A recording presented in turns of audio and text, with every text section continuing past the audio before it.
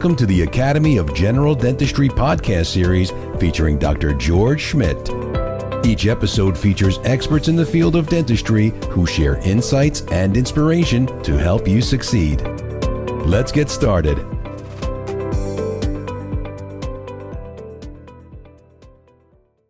Hey, welcome back, everyone. We've got a great program for you today as we're going to talk a little bit about pharmacology. And I welcome my good New Jersey friend back on the program, Tom Viola. So, Tom, I better give you the good New Jersey welcome and just say, how you doing? I'm doing great, George. How you doing? Yeah, all good. Good stuff there. For those that don't know Tom, with over 30 years experience as a board certified pharmacist, clinical educator, professional speaker, and published author, Tom Viola, RPH, CCP, CDE, CPMP, has earned his national and international reputation as the go-to specialist for making pharmacology practical and use for all his members of the dental team. Viola has presented over 1,000 informative, humorous, and engaging CE seminars and webinars to dental professionals internationally since 2001. And of course, many of us have seen him, and for those that haven't, you really need to come out and see Tom. He is absolutely fantastic. And on that note, you can see him this July in Montreal at AGD 2025, July 9th through 12th. And that registration just opened. And if you want to register for that or find out more information, you can go to agd2025.org. But I'm really looking forward to that, Tom. I think you got 3 or 4 courses you're going to present there, right? I am indeed, my friend. I'm always looking forward to AGD's annual meetings. They're just such a blast, such great people, such great audiences, so engaged and so attentive. Honestly, it's really one of the highlights of my year. So thank you so much for having me back. It's going to be great in Montreal as well. Looking forward to it. Good food, good people, no complaints all the way around. Yeah, perfect time of the year. So we're really all looking forward to that. So that's good stuff. So Tom, there's so many things that we can talk about. I mean, my gosh, we could stay on this program all day and not just scratch the surface, of all the things that in your knowledge. But let's open up, Tom, by talking a little bit about local anesthetics. So talk to me about local anesthetics. So what I've learned over the years, George, is that dental professionals are a lot like me. They get their favorites and they stick with them. And I don't think there's anything wrong with that. I mean, especially if you realize that the anesthetic that you're using is your favorite because it's what you use every day. It's reliable, it's dependable, it's predictable. You know everything about that anesthetic agent. You know all you need to know to be comfortable using it. That's wonderful. But sometimes I challenge myself, and so I'll challenge dental professionals as well to sort of think outside that comfort zone. Are there other anesthetic agents that you could be using that may be worth your while, maybe worth adding to your arsenal, your toolkit? And so every anesthetic agent that we use in the US has advantages and disadvantages. Some people say to me, why are there only 5? Why don't we have 7? Why don't we have 10 anesthetic agents? And the simple answer is they're just difficult chemicals to make. They've got to be fat soluble where we need them to be at the cell membranes, but they've got to be water soluble where we need them to be at the point of injection. And so to get a chemical that is equally fat or water soluble, depending on the pH, is difficult to do. Are there others that we could use? Etidicaine and ropivacaine? Probably, but in the US, the 5 we have work pretty well. And if you don't mind, George, I'll just run down the 5 anesthetic agents and I'll go over the plus or minuses if you want. Absolutely, that'd be fantastic. So Septicaine or Articaine is always our first choice because let's face it, Articaine has distinct advantages. Number one, even though it's an amide, it's broken down in your bloodstream like an ester. And so what that means is I don't have to worry about a patient's liver diseases or liver function because their liver really isn't involved in the metabolism. Articaine is metabolized up to 95% in the bloodstream. Now, that's the good news. The even better news is that unlike Novocaine, which was also broken down in the bloodstream, Articaine is broken down into things that we are not allergic to.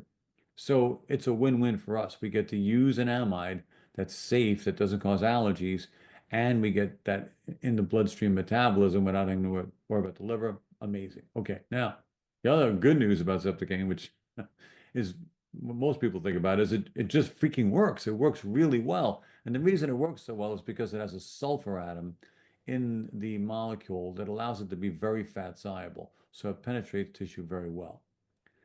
Okay, now the down. Good, please, let me hear yours. Yeah, no. So quick question there, because people have asked me this over, and I've heard this question a number of times. So is it just that Septicane acts quicker, or do you actually get a better result with that?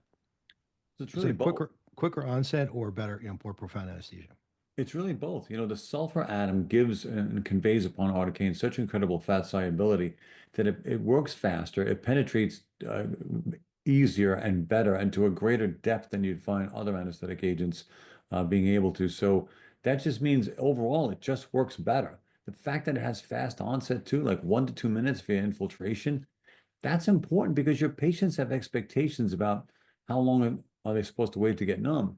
If they're sitting there and it's 4 to 6 minutes waiting to get numb, they're starting to lose confidence. Like, hey, wait a minute, maybe this person doesn't know what they're doing.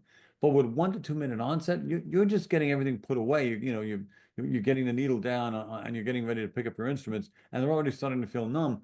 That makes them feel confident in your skills, and that goes a long way as a placebo effect to making them feel like, okay, I'm not going to be in as much pain as I thought I was. Yeah. So good news there for Septicate, right? Give me some more good news. Okay, we said fast onset. Now give me some bad news. Well, it's not really bad news. It's what people think is bad news. And that is the fact that Septicane is 4%. And so there's always this thought of, well, I can't use a 4% anesthetic in an mandibular block because it's likely to cause paresthesia. Granted, there are cases of people who have unfortunately developed paresthesia as a result of using a 4% anesthetic in a mandibular block.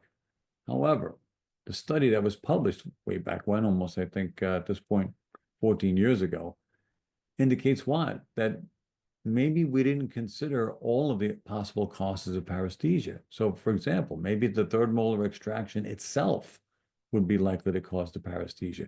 Maybe the needle trauma that occurred during the injection, maybe that caused the paresthesia. Did that study take into account all those other causes of paresthesia? I don't think anybody really knows the answer to that question. So I think the data needs to be looked at again.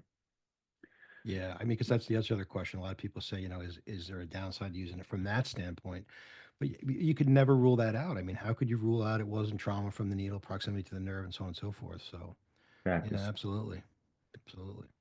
The other downside to articaine or septicaine is based on the fact that all these words sound alike. So articaine has sulfur, a sulfur atom. And some people hear that and say, oh, does that mean I can't give it to someone with a sulfa or sulfonamide allergy? And of course they can. But articaine is only available with epinephrine.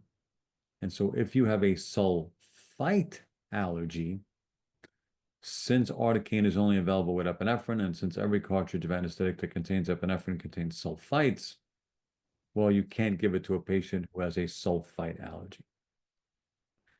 So that's the confusion. And while that doesn't take away much from articaine's track record, it does cause for some consternation, when you're out there practicing and you've got to make decisions, on the fly. The next anesthetic agent is bupivacaine. Not many people use Marcaine anymore. It's had its day. I like bupivacaine because it's so long lasting. You can use it for long procedures, certainly, but you can also use it after procedures to keep people numb, up to hours long. And that may help you not have to write a prescription for, let's say, an opioid, because you can use Marcaine to keep the patient pain-free for hours. I also like it because it may be the anesthetic agent that's likely to be used in patients who have difficulty getting anesthetized. So who are the people that are difficult to anesthetize? Redheads, for reasons we're not really sure we understand. Patients who have a previous history of using cocaine or methamphetamine. Patients who are previous heavy users or current heavy users of marijuana, cannabis. They're all difficult to get numb. Again, some of it's anecdotal, some of it's legitimate, proven in clinical trials. Bottom line is, I like bupivacaine. I think it works well for what we need it to do. It is super long onset, can take up to 20 minutes to really kick in. And so I'd always say pair it up with something that's faster acting. But the problem is, be careful with bupivacaine because it's so long acting and so likely to stick around for that long. Toxicity is an ever-present threat. And you can see how that could happen. If it takes 20 minutes to get numb, you might second guess yourself and say, maybe I missed the mark. Let me try again. And then, that didn't work either. Let me try again. And suddenly you're 2 or 3 cartridges in before you realize, wow, that's a lot of bupivacaine. So So Tom, what about bupivacaine for a block versus local infiltration? Any difference there in longevity or how long it lasts? it's going to last longer in a block. Some people shy away from using it in a block because it lasts so long. Like they want the patient to recover some feeling. So what I've seen is, if anything, I've seen bupivacaine used after the fact by infiltration, just to give the patient some long-lasting pain relief. Have I seen it in a block again after procedures? Yeah, I've seen it that way too. Okay. Our next anesthetic agent is lidocaine. And of course, I always ask the same question: why does everybody love lidocaine? And that's because everybody loves lidocaine. But why does everybody love lidocaine? Because everybody loves lidocaine. I can do this all day. Why does everybody love lidocaine? Because everybody trained with lidocaine. Everybody knows lidocaine. It's reliable, predictable, dependable. We know everything we need to know about lidocaine because we've been using it since the 40s. Great. So what's the problem with lidocaine? Well, George, this goes down to the same question I ask all my audiences. What's better? 2 cartridges of articaine or 4 cartridges of lidocaine? So if you look at the math, you say, okay, that's 2 cartridges of 4% articaine or 4 cartridges of 2% lidocaine. There's no difference. Same number of molecules. But my answer is no, the 2 cartridges of articaine are always better. Why? Because in every cartridge of anesthesia, there's an ingredient such that the more anesthetic you use, the more difficult it becomes to establish and maintain anesthesia. And that ingredient is acid. So if you realize what happens when you use multiple cartridges of anesthetic, you're adding more acid to the tissue, which is driving the pH down, which makes it more difficult for the anesthetic to work. You realize it's better using less cartridges and more concentration. Not saying lidocaine is not a good anesthetic agent. Of course it is, but that may be its Achilles heel. Wow. See, I didn't realize that. I didn't think of that, but that is fantastic. And a lot of people also will say that articaine is a lot more costly, in some cases twice the cost. But if you have to use twice as much lidocaine, I guess it really doesn't matter. 100%, my friend. And I know lidocaine's got great advantages.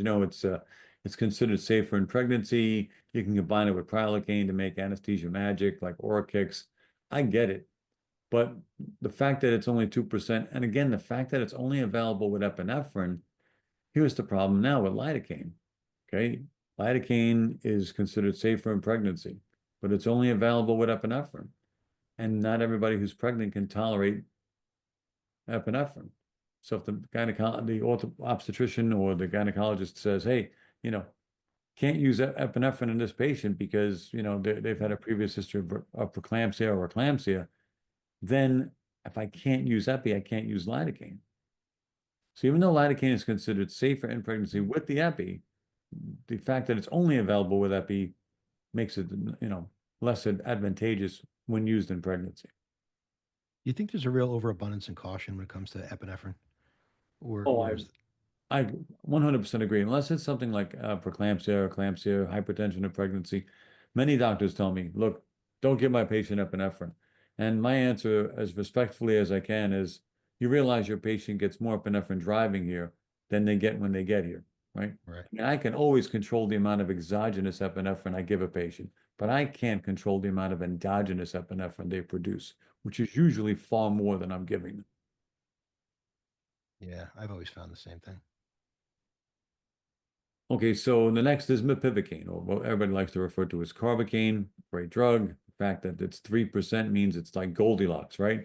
It's not big bad 4% septicaine. It's not wimpy 2% lidocaine. It's sort of right dead smack in the middle at 3%. Gives you more molecules. Great. And it's plain, which means you can use it in patients where you couldn't use epinephrine for whatever reason. That's the good side.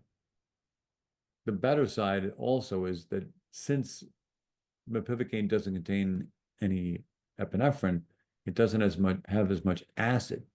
And since it doesn't have as much acid, you can combine it with other anesthetic agents and get better results. So start off with a cartridge of mepivacaine. It has less acid, doesn't squash the tissue pH as much. follow up with a cartridge of lidocaine with the epi and with the acid.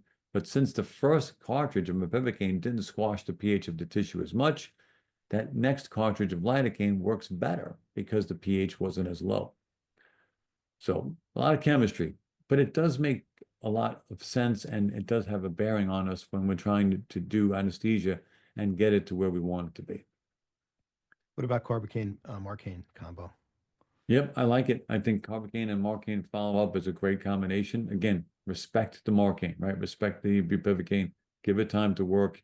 Keep your patient occupied, because it's going to take time to really kick in, but it's going to last a lot longer, which is what we like.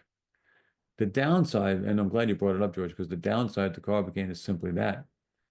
The good side is it's plain. The downside is it's plain. So it doesn't last very long.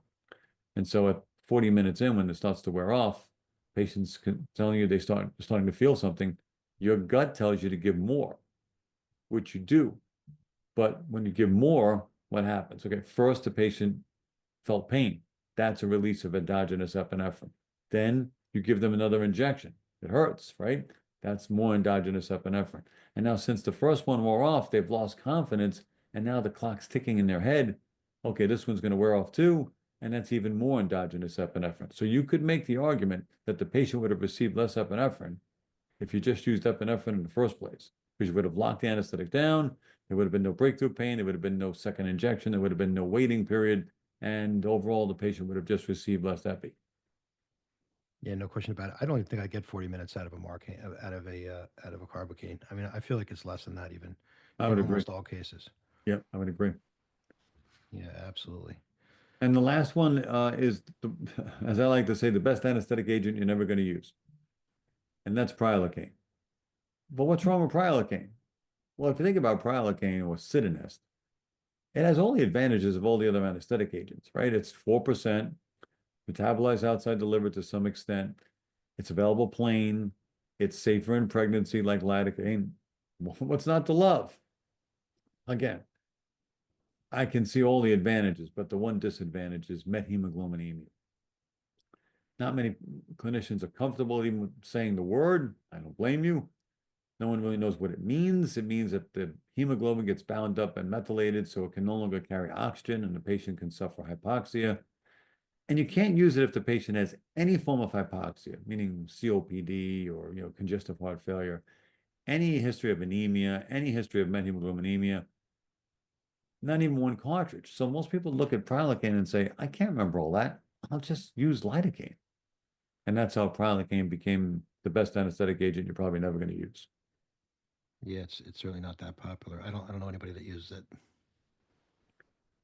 That's for sure. Tom, you brought up so many good things, and one of the things you just mentioned was, using bupivacaine, marcaine, as a segue to avoid using opioids, and so that's a really as an alternative to using opioids, and that's a great segue to what I want to talk about. Is opioids such a big thing on our mind nowadays? And one of the go-to formulations for that is ibuprofen and Tylenol. So talk to me a little bit about that combination and how we can best use that. Yeah. I will say this, George, and people who know me have heard me speak will concur that I've said this before and continue to say it. Dentistry did not start the fire. We did not start that fire. It wasn't dentistry that caused the opioid epidemic. Yes, was the use of opioids and overprescribing of opioids likely to have started the fire? Absolutely. But dentists weren't prescribing OxyContin. True, we're one of the biggest prescribers. But to be quite frank, we prescribe 6 tablets, maybe 10 tablets at a time. You want to know what contributes to the opioid epidemic? I can tell you, come with me to the streets of Philadelphia and I'll show you fentanyl and xylazine and tianeptine and nitazines and phenibut and all these synthetic opioids that have made their way into the drug supply because they were developed in the 60s and 70s, and manufacturers looked at them and said, we're not going to sell these. These are way too addictive, only for them to end up on a shelf and then get rediscovered now and incorporated into the drug supply. So I know clearly what causes the opiate epidemic and what continues to contribute to it. Having said that, I'm of the opinion that dentists earn their prescribing privileges. They should be able to write a prescription for opioids if they truly need them. But the segue from there is you may not really need them because the ibuprofen and acetaminophen combination does so well that opioids at this point really are what I like to say a light at the end of a dark tunnel, a way out, an exit strategy. So, in case of emergency, break glass sort of thing. And a lot of people don't even fill the scripts, which I learned as a pharmacist years and years ago. Why wouldn't they fill the script? Because the script itself was the placebo, right? I got the script. I can use it if I need to. I don't need to use it. Fine, but it's there in case I do. Let me try this ibuprofen and acetaminophen combination that Doc keeps raving about. And the ADA put out its recommendations for children back in, I believe it was December of 23, and for adolescents and adults in 24, February of 24. And if you boil down what their guidelines were, it's very simple. For kids, it's ibuprofen or naproxen or ibuprofen or naproxen plus acetaminophen. No opioids, very simple. Okay. For adults, it's ibuprofen, or naproxen, or ibuprofen, or naproxen plus acetaminophen. Now, if you can't tolerate an NSAID, then the guidelines say use acetaminophen at full strength. Okay. But for kids, that's just acetaminophen alone. For adults, it's acetaminophen, again, 1,000 milligrams, right?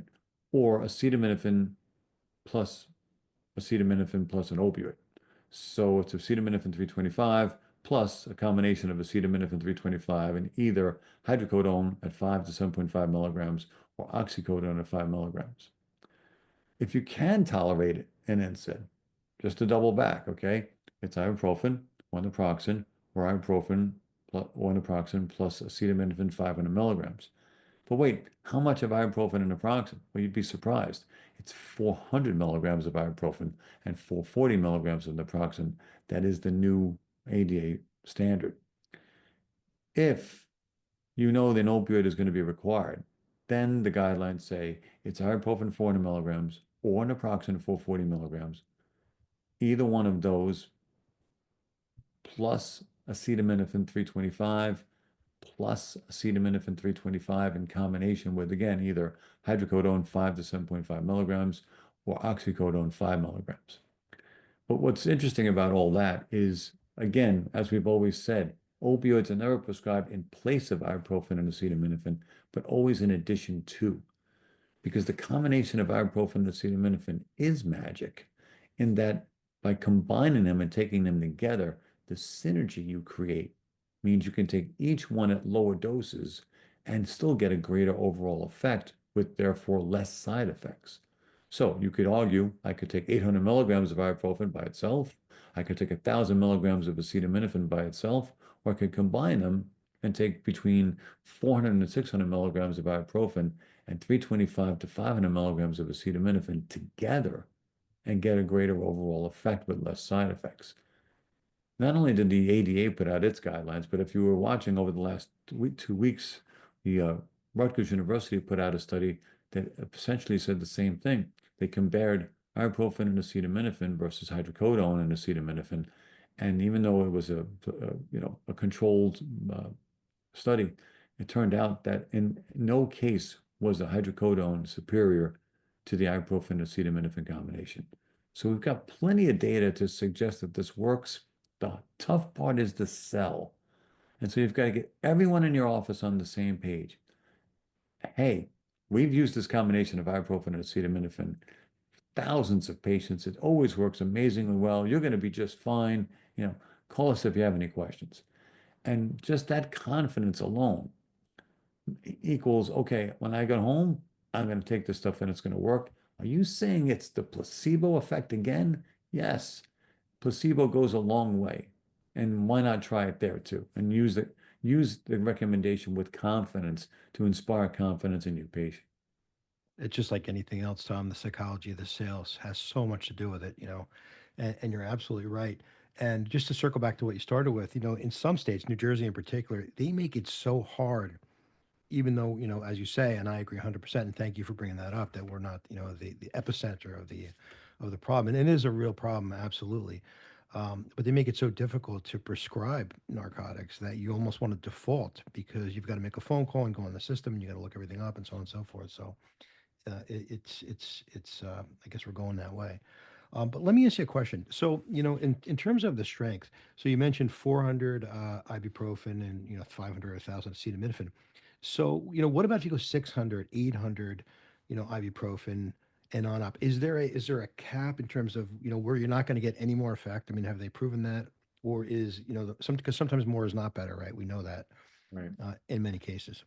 Right. And I applaud the ADA for, putting out their guidelines the way they did. They don't give doses for kids. They want you to actually look it up, which is great. They do give the doses for adults, but they also say, make sure you're adjusting for weight when necessary. Although the doses that we talked about seem to be applicable for almost everyone. But to answer your question, George, the bottom line is it's difficult to prescribe an opioid. I get it. In some states, it's almost impossible. Every state gives you a database to look in, and I often counter that by saying no state ever gave you a database they didn't expect you to use. People who know me personally, know I've been an expert witness for lots of criminal and civil litigation against dentists and hygienists for years now. That seems to be one of the top three reasons why dentists get themselves in trouble because they don't check the database. So I would suggest you do check the database every time. Have cases come up where people said, well, they didn't tell you I was using Suboxone, but if you had looked at the database, you would have known that, and you wouldn't have written the prescription for the opioid, and therefore you wouldn't have capsized my recovery. And now, I'm going to launch a suit against you because now I've got damages, and I want you to pay. So I get all that, but what about if I'm going to go with ibuprofen and acetaminophen, what dose can I be confident in? I know the ADA recommends 400 milligrams of ibuprofen or 440 milligrams of naproxen, but NSAIDs, according to most people who know this, do exhibit ceiling doses. What that means is beyond this dose, you're not going to get any greater effect. So for the anti-inflammatory effect of ibuprofen, the ceiling dose is somewhere between 600 and 800 milligrams. Anything beyond that much, anything especially beyond 800 milligrams, you're not going to get any greater effect. You're only going to get more side effects. So most people go with the 600 milligrams. I know the ADA says 400. I'm not saying they're wrong. I'm saying you're the prescriber. If you want to use 600, that's fine. But here's the problem. While the ceiling dose for ibuprofen for anti-inflammatory effect is between 6 and 800 milligrams, the ceiling dose for the analgesia or the pain relief you get from ibuprofen, according to many people, it's more like 400 milligrams. And that's the disconnect. So I'll take 600 milligrams of ibuprofen, but I won't get a commensurate increase in pain relief. No, because it maxes out at 400. Bad news. Good news, that's the whole reason why we use the acetaminophen. If you've got a great anti-inflammatory that doesn't do so well as an analgesic, then the best thing to do is add an analgesic that doesn't do so well as an anti-inflammatory. And that's the yin and the yang that makes the combination work so well. So my recommendation is use what you want, but realize, more is not better. 600 milligrams of ibuprofen is, I think, more than enough. 500 milligrams of acetaminophen, I'm sure, is more than enough. Some people recommend less. If you ask me why I would prefer those two doses, the answer is simple. It's placebo.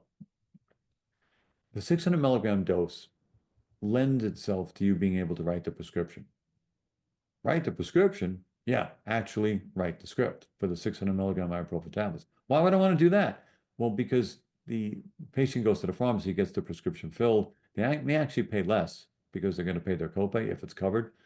But there's a placebo effect in that now they walk out of that pharmacy and they believe they possess prescription strength ibuprofen, which will work better than the over-the-counter stuff they buy on a regular basis. Is it any better? No. But do they believe it is? Yes. So why not prescribe it? For the acetaminophen, many people say 325 is just enough. I'm good with that. But if you look at the packaging, 325 is regular strength. 500 milligrams is extra strength. And again, it's the wording. It's the placebo effect. Like, yeah, I could take 325, but I'd rather take 500 because that's extra strength. And again, if anything makes your patient believe that's going to work better, I'm all for it. Absolutely. And so Q6H. Many times about Q6H, and we get ourselves into trouble with this too, because people believe, well, you know, we'd be better off using a longer acting NSAID because longer acting NSAIDs mean less pills. But the problem with dental pain, as I'm sure you know, George, is that it flares up. It flares about every 6 hours or so. So you need a short-acting NSAID you can take that works about every 6 hours. Yes, it's a lot of pills, but I think it's worthwhile because we only really use that combination for about 2 days. If after 2 or 3 days the patient's still in significant pain, then we need to look at them again and maybe consider using a different agent and maybe in that point adding an opioid. Yeah, no question about it. And then also the controversy that I've run into is at the same time or alternating doses. All the time. So here's the thing. You and I both know as clinicians, the best way to take it is to take it together. And I've often said that. But if I've got a patient who's really nervous, I will tell them to take them in alternating doses. Again, why? Again, placebo. If I'm a patient and I'm really nervous about dental pain and I'm alternating these doses every 3 hours, I'm putting a pill in my mouth, one or the other. And that just gives me a sense of control in a situation where otherwise I would feel not in control. Yeah, yeah, great advice. You know, we're running short on time, but there's one thing that you brought up that I want to talk about. So you brought up Suboxone. So for our patients that are on that, and unfortunately there's many of these folks out there, what do we need to be aware of that, short of prescribing, you know, narcotics and things like that? Is there any other things that we need to be aware of with Suboxone? Right, so be careful. There's three different drugs altogether. There's Vivitrol, which is an injectable drug. There's Sublocade, which is an injectable drug, and then there's Suboxone, which is a film that you can put under your tongue. And there are other versions of the buprenorphine combinations out there that are tablets like Zubsolv, but we tend to stick with Suboxone, which is a combination of buprenorphine and naloxone. Okay, what do we need to know? Vivitrol and Sublocade are injectable drugs. You get them injected once a month at your doctor's office. Probably the best way to handle this situation as far as using medication assisted treatment or MAT, because you're getting that once monthly injection. There's no incentive to use any opioids. You're blocked for a whole month. However, since they get it at a pharmacy that's off site, not their usual pharmacy, that drop ships it to their doctor's office, and they get their injection there, it has bypassed their regular pharmacy. The regular pharmacy may not know they're using that drug. So you've got to check the database. Again, that's why it's so important. And realize I don't want to be that prescriber. I don't want to be the one that prescribed an opiate for somebody on Vivitrol and Sublocade. Number one, it's not going to work. And number two, you gave them the drug that that they have substance use disorder that surrounds or what many people call opioid use disorder. Why would I want to give them an opioid? Absolutely not. Okay, so what about Suboxone?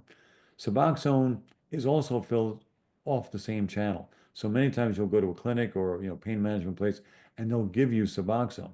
Again, your regular pharmacy may not know you're taking it. So again, you got to check the database every time. You don't want to be that prescriber, the one that gave an opioid to somebody on Suboxone. Even more so with Suboxone because you have to take Suboxone every day. If you skipped a day, could you take an opioid and get high? Yes. Can you go back to taking Suboxone again the next day? Yes. Doesn't that mean you're going to ultimately slide backwards into opioid use again? Yes, slowly but surely. So Suboxone is a good drug, but imagine the willpower. Imagine the fortitude it takes every day to wake up and say, I got to put that film under my tongue. I may want to get high. When all day long, your body's screaming, I want to get high. Imagine fighting that battle every day. And then realize that Suboxone, in and of itself, when taken in ways it's not supposed to be taken, can get you high. So the drug that you were using to treat your addiction, if taken a different way, can now become the drug of your addiction. So we've got to be very wary of prescribing opioids and always checking the database to make sure that if a patient is using these medications, that we're aware, and the conversation doesn't even have to happen. We don't even have to prescribe an opiate. We both know you're on this drug, then opioids are off the table. Having said that, would my patient just tell me, why do I have to check the database? And the answer is they may not tell you. Maybe they feel there's a stigma attached to these drugs and they don't want you to know. That's why checking the database is even more important because they may not tell you. And then again, you become that clinician that prescribes the opioids when you should. Yeah, really important information, Tom. And you know, just to circle back to where we just began. So, any interaction between, or does Suboxone affect local anesthetic in any way? Does it make it less likely to be effective, or anything like that? To my knowledge, no. To my knowledge, Suboxone has no effect on local anesthesia. I think between you, me, and the lamppost, George, the one thing that I worry most about right now as a clinician is the use of cannabis. It's never been documented, it's never been proven, it's completely anecdotal, but so many people use cannabis now. I'm starting to hear more and more information and stories out there about people who are heavy cannabis users who are just downright difficult to anesthetize and even difficult to sedate, who require more sedative, end up being physically combative, and require restraint. So if I had to do another podcast with you, maybe we could do one on cannabis. We could talk about all about the effects of cannabis on dentistry. And absolutely. And Tom, that's a great way to end because we are out of time, but I would love to have you back on just to talk about that because that's fantastic. Tom, please share your contact information for folks that want to book you to speak or maybe they have a question for you. Thank you so much for the opportunity. Hey, listen, first of all, folks, come see me at the AGD. I know pharmacology is not everybody's favorite subject, and I'm used to having rooms that are half full compared to some people who talk about fun stuff like practice management. But come by anyway. I guarantee you it'll be 3 hours of your life you never get back again, but 3 hours well worth spending, I hope. And find me anywhere on social media at my website, which is tomviola.com. You can email me at tom@tomviola.com, and you can find me anywhere on social media at Pharmacology Declassified. So I think you're being a little modest there, Tom, because I don't think I've walked into any one of your rooms where it wasn't hard to find a seat. But so on that note, register for AGD 2025 early because you don't want to miss Tom Viola because he is absolutely fantastic. Thanks again, Tom. Thank Appreciate it. Appreciate you, buddy. Thank you so much. Yeah, and I also like to thank our producer, Kristen Gover. If you like what you heard, please like and subscribe to our channel. You can always find us on the AGD app, SoundCloud, and Apple Podcasts. And if you have any questions, concerns, comments, or suggestions, contact us at news@agd.org. Thanks again, and we'll see you next time. Thanks, everybody.